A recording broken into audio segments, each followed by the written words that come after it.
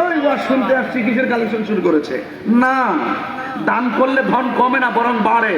আল্লাহর দেওয়া সম্পদ আল্লাহর মহব্বতে দিবেন, সেই ব্যাপারটি একটি মজলিসে উদ্বুদ্ধ করাটা হলো নিয়ামত। 10 টাকা হোক দিয়ে সুযোগ করে দিবেন।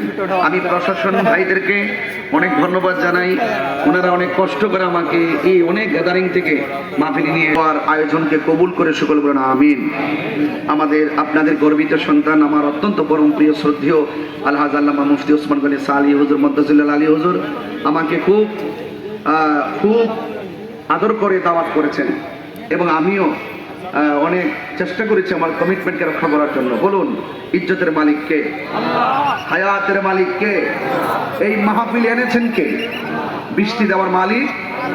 এই মুহূর্তে বৃষ্টি হলে আমরা কি রাগ করব?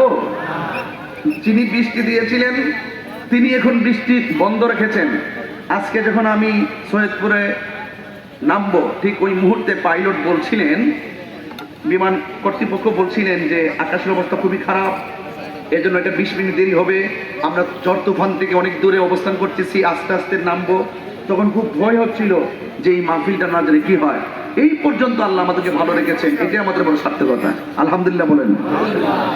আমি আপনাদের সামনে যতটুকু আলোচনা করব আদবের সাথে, অত্যন্ত দিলটাকে নরম করে আলোচনা শুনবেন।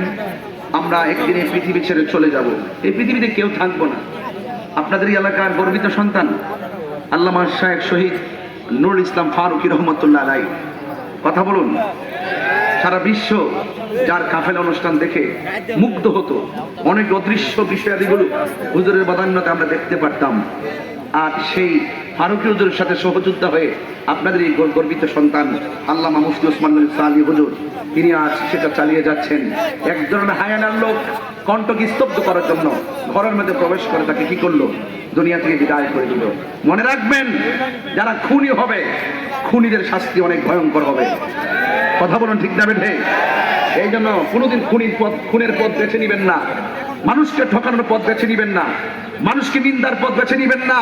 মানুষকে ভালোবাসবেন, মানুষকে শ্রদ্ধা করবেন, মায়া করবেন, এতে আপনার সম্মান বেড়ে যাবে। কথা বলেন, ঠিক কিনা? এজন্য আল্লাহ রাব্বুল আলামিন কোরআনুল কারীমের মধ্যে বলেছেন, এত নিয়ামত তোমারে দিলাম, এত কিছু তোমাকে দিলাম, এত কিছু অবলোকন করাচ্ছি, আকাশ দিয়েছি, জমিন দিয়েছি, দিনে চলার জন্য সূর্য দিয়েছি, রাতে চলার জন্য চাঁদ দিয়েছি, বৃষ্টি দিয়েছি জমিনকে উর্বর করার জন্য। এরপর বান্দা ইয়া আইয়ুহাল ইনসান